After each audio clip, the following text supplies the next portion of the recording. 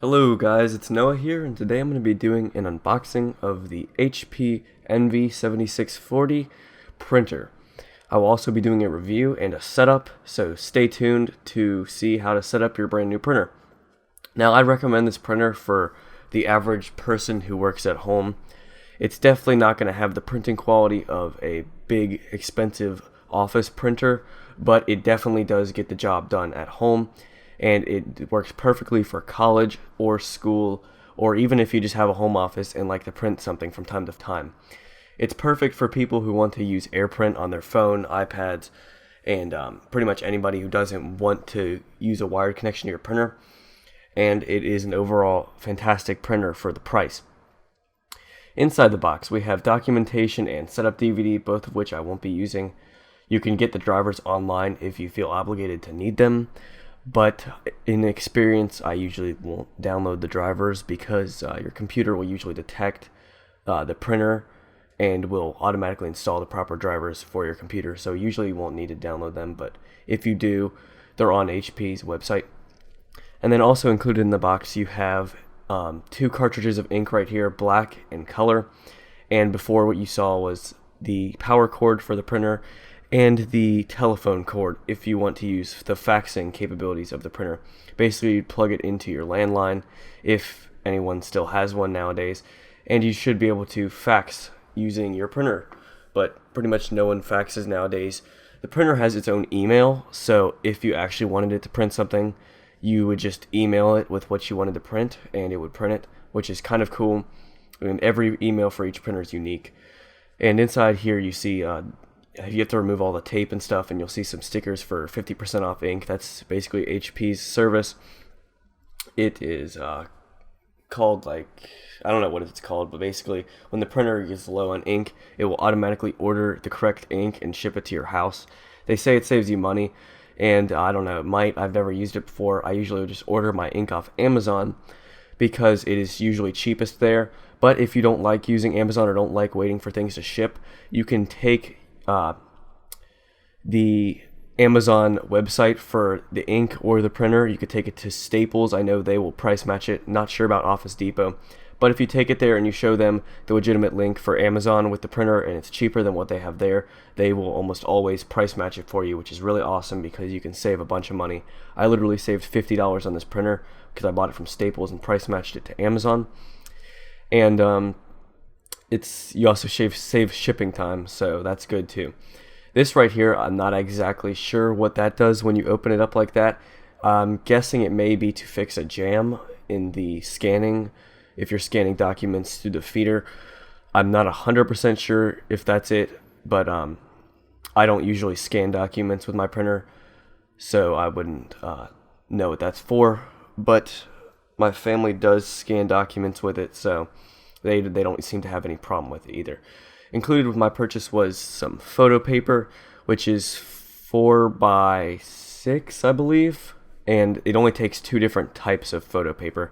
So there's only one way the photo paper can go in as well, and it's only portrait it'll go in to the printer, and it also accepts 5x9, I believe. It says it on the printer right there where the dimensions are in white. So I'm pretty sure you can't buy any other type of photo paper for this type of printer, but it's cool that you can print photos and you won't have to switch out the paper all the time because the photo paper is in a tray on top of the regular paper. I believe it holds 250 sheets if I remember correctly. I may not be 100% accurate on that, but it doesn't matter. It holds a lot of sheets. What you see there is the automatic claw that catches your paper, which is really cool. When you print something, it'll automatically shoot that claw out, or whatever you want to call it, so your paper doesn't fall on the floor. That would happen with my old printer. It would have a manual claw that you'd have to extend out, and nobody ever did it, so the paper would always just fall on the floor after printing. So it's really cool that this one comes with a pop-out holder claw or whatever. So that's pretty neat. What you see here is the power wire and the telephone wire if you want to be using faxing capabilities. I won't be. And that gas tank type circle you saw on the side before, that is if you want to print from an SD card or a USB flash drive, which is really neat because if you have your projects on a flash drive or SD card for school, you can just plug it right into your printer. It will ask you what you want to print from it, if it is a document or a PDF, I assume. I've never used that feature, but it's cool that it has it in the case that I do need it. Right here, I'm going to be going through the setup process, and I have enlarged the printer screen on the left so that you can see what I'm tapping. Sorry, it's not in perfect focus. I didn't double check to make sure that it was in perfect focus on the screen, so it may be a little bit blurry at the top, but I don't think it should be too bad. So, generic setup process, it's going to ask you for the date. I'm just looking here on my phone to see the date. And then you're going to enter the date, you're going to enter your Wi-Fi, and I'm going to blur that out because I don't want anybody to see my IP and stuff like that. But you enter all that information and set up your printer, and it's a relatively easy setup.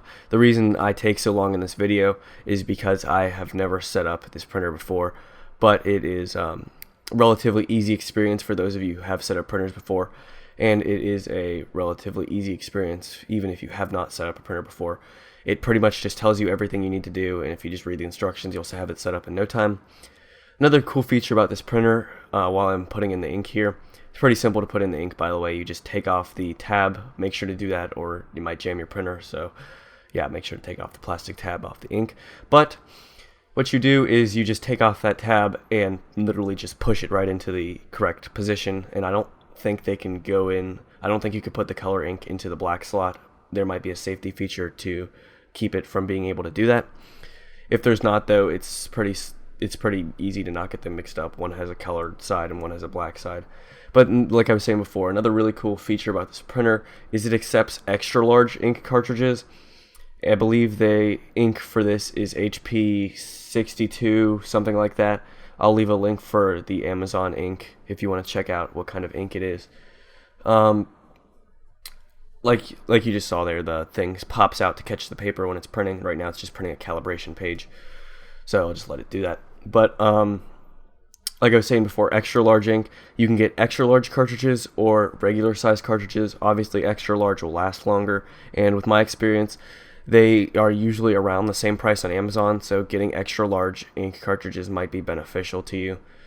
I don't know why in the video here it started getting out of sync, but anyways, it has all kinds of features on the screen. Another great feature is it's touchscreen. You don't have to deal with those stupid HP buttons anymore. Those were really, really annoying on my previous printers. Now that it's touchscreen, typing in emails and passwords is so much easier now. It's literally hell of an improvement from the older printers. No more ugly touchpads, and it looks a lot more elegant when the printer is turned off. Obviously, with a touchscreen, though, it's going to have more fingerprints, so you're just going to need to wipe those up from time to time. That's about it for this review and unboxing and setup, guys. It shouldn't be that difficult. That's why the video is not that long. But right now I'm just going to print a test page if you want to see how I can print it from my phone. So if you want to see how to print it from my phone, keep watching. If you don't care and you're done, then please give this video a like if it was helpful or if you enjoyed it. And subscribe to my channel if you want to see more videos like this. And if you have any questions, just leave them down in the comments section. It doesn't have to be on this video. It can just be any question in general, and I'll try to answer it. But yeah, that's about it, guys. Thank you for watching this video, and I will see you guys in my next one. Bye.